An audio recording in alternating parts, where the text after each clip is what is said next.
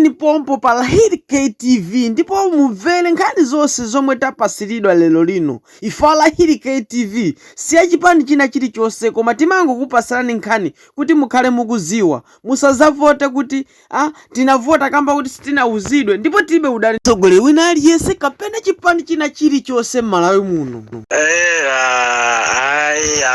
Abale ndikutsutseni ndine tsopano.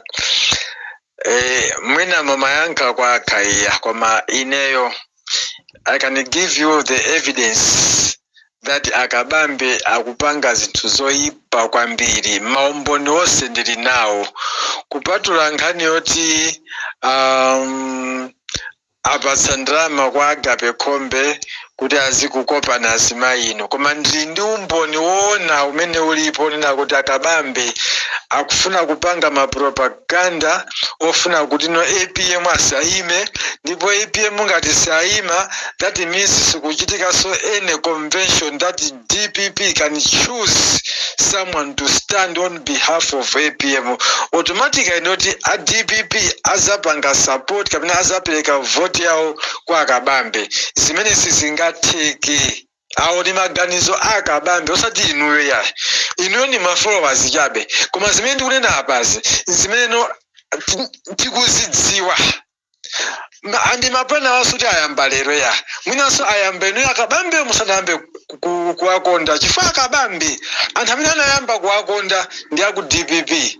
Nthawi imene APM ankanati ine sindikuyimaso anthu akuchipani mukoza kuyambapo kupanga makampeni kuti anthu azakusankheni. Mpamene amayamba akabambe, amayamba Nankhumwa, amayamba Bert Nsaka, amayamba Joseph Mwanamveka, amayamba ndani awa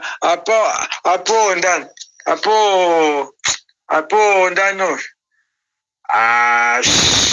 wa DPP uyu ndikankumbira babu full name yose ndi photocopy. Fine. And ineyo ndinali Musa Kubisani, ndinali mutimu ya Bert Nsaka.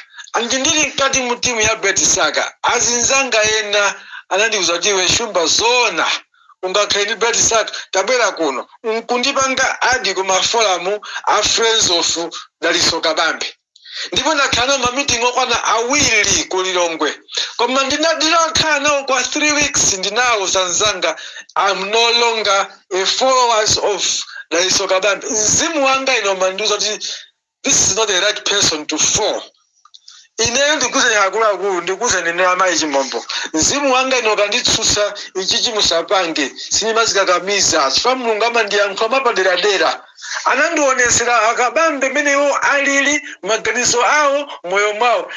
Ndipo zonse akabambe azatuluka mu DPP ndinaziona, ndipo ndinawusosa nzanga kuti akwaku mufuna muyini ndikuchoka kabambe swa DPP azasiya DPP. Anzanga zankandiupira nkanditsusa koma panopa as I'm talking winyaso ndizimayi ali ku South Africa panopa kuti ndimtumizire ujeni anu yodiona ana mayi ndinofoira chifukwa iye amayankha no offer every day. Koma panopa naye atuluka kabambe fa cha moyo wawo amene anadziwa kwambiri kabambe ndikukhala prost anatuluka kabambe. Ndiye inonso mungabakira kabambe bayene mizi akabambe ndikasongo. Mwauze soti Pastor Shumba akuti akabambe ndinukasongo nipama kudziwane. Ndipo ine I swear before God, once people they make a mistake to vote for Kabambe, we will cry more than this. Tidzalira kuposa papa. Kabambe si munthu, ndikasongo ndi njoka. Ndipo siningambeyo ndipo siningasangalatsidwe kuti dziko muno awine munthu wina wake ndakakhaliro Kabambe kuti akulamula dziko lino tatheratu to the maximum. Amene anaononga reserve bank kuti anthu achina mtambo chafike poima nkupenya kuti no DPP yaononga ndrama. One of those people anali Kabambe amene ali reserve bank governor. Ifo timadziwa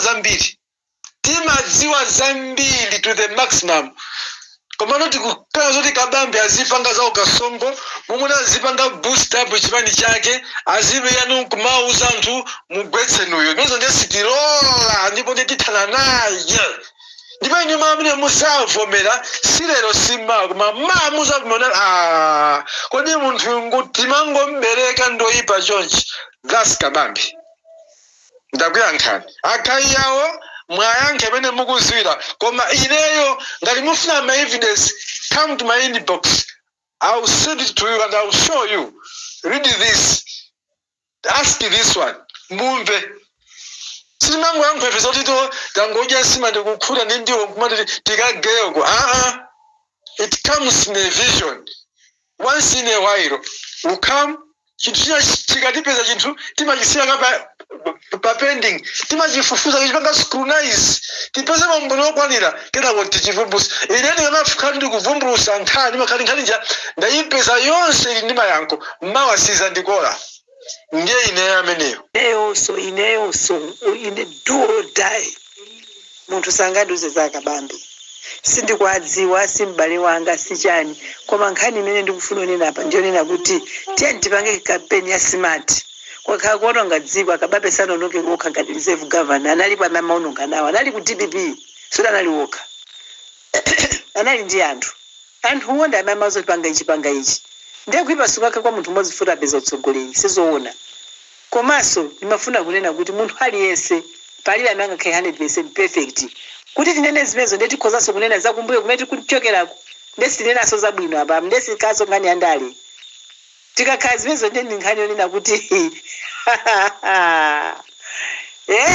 kumalawi ndale koma ineyo imene madana chichoti munthu azinena nkhani lerolo sidzulo sidzana lerolo zimezi pa ground sizoti munthu anganene izi kunenedwa pa zoneti adaliso kabambe alimodzi ndiye MCP munthu angonena kuti ife silufuna kwavotera koma osadanoti ali ku MCP musampatse munthu vuto loti asoente ndi MCP kunsaka chadi every night ndi pakapeze kunoti wina akaneniza kuti iyayi koma iwaje iyayi kuyipa komukudziwa ndinu yali samandziwa nzake feti anayenda naye koma zonena kuti ali ku MCP zimezo ni munthu sanga ndiuzeyi musandiuze kuti musandipangisa ndi kumulezi nsisi zimene sinoyenda kuziwula pakali pano. Alahiri KTV timafufuza nkhani kubwereserani pano pofuna kuti muziwe ndikukumasulani chifukwa kusaziwa ndikufa komwe.